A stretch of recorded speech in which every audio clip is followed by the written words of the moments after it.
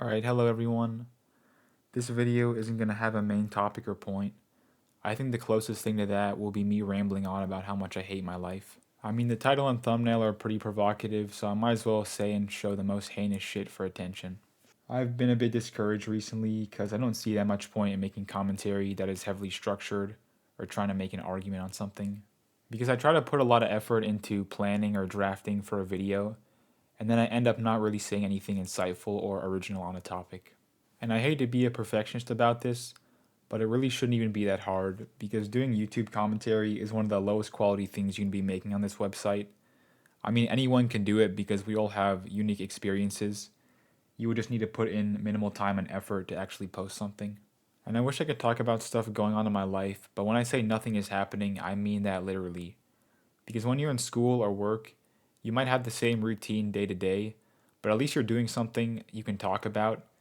It doesn't have to be super interesting, it's just a new experience that you have. But as for me, with my life right now, I can't talk about anything new.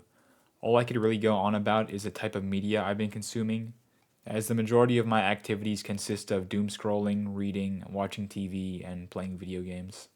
And even making these videos has been feeling like a chore recently.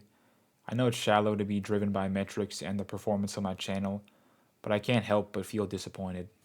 And I've always had the unhealthy mindset of comparing myself to others, whether it was to make myself feel better or worse. And I know the conventional advice is to just focus on yourself and that the only person you need to compare yourself with is your past self.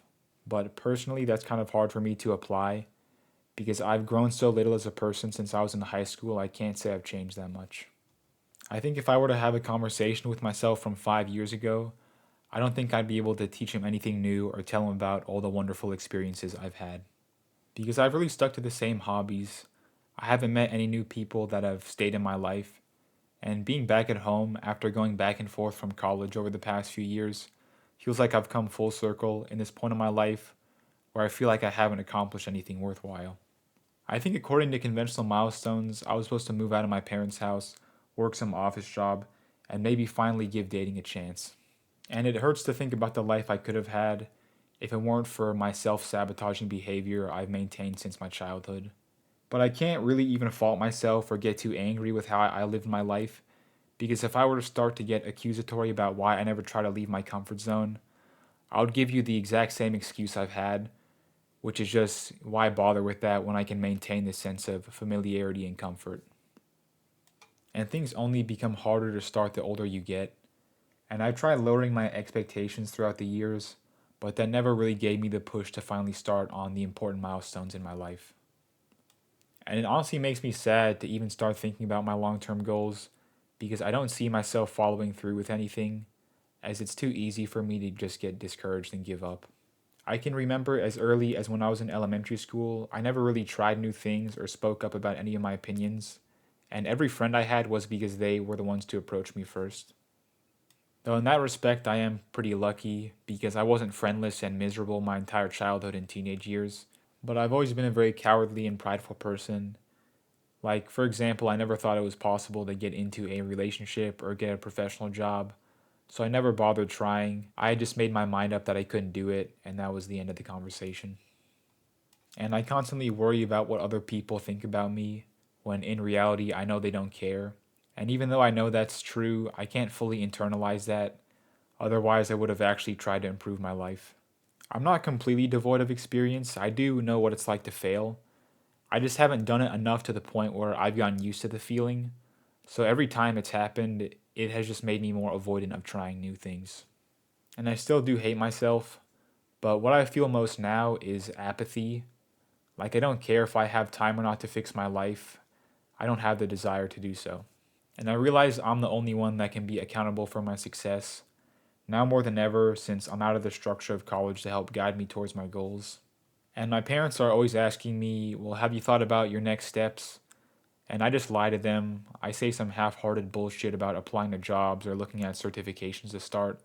I think they're putting too much faith in me because I was such a hard worker during college, and they're acting like it can be easily translated into the workplace or my personal development.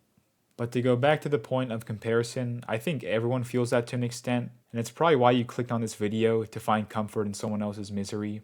I might be projecting, but for me, that is the appeal of this type of commentary within the BP space, because it made me feel better to hear about other people's failures. Because a lot of people in this space have dropped out of high school or college, they're working dead end jobs, they have terrible family lives, or never had a friend group or a relationship. I could go on, but you get the idea.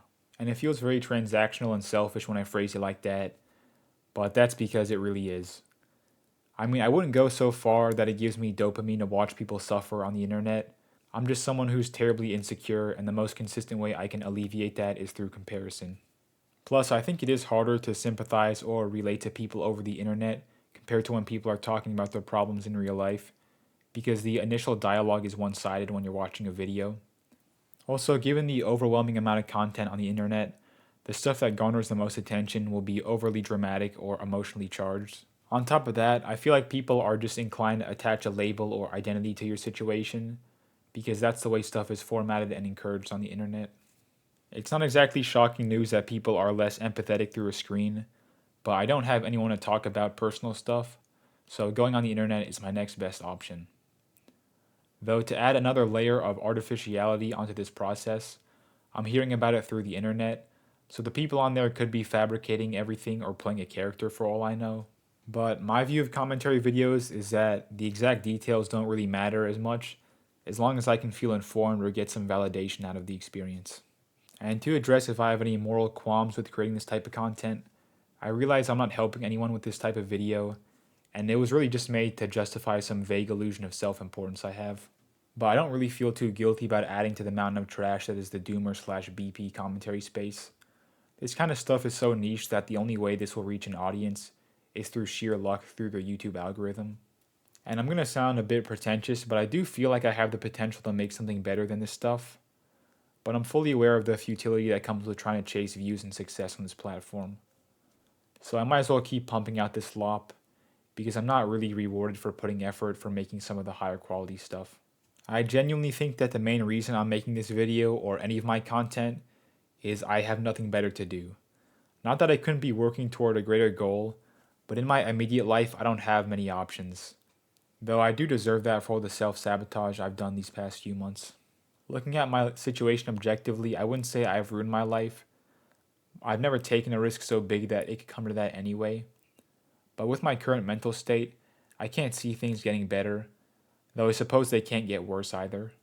I mean, at this point in my life, I think the only thing I can do to make things worse is to develop some more addictions that would take away even more of my time. But the only hours I'm productive are when I'm working on this channel, so I don't think I'm really losing out on anything. Besides, all the copes I have haven't really been hitting the same.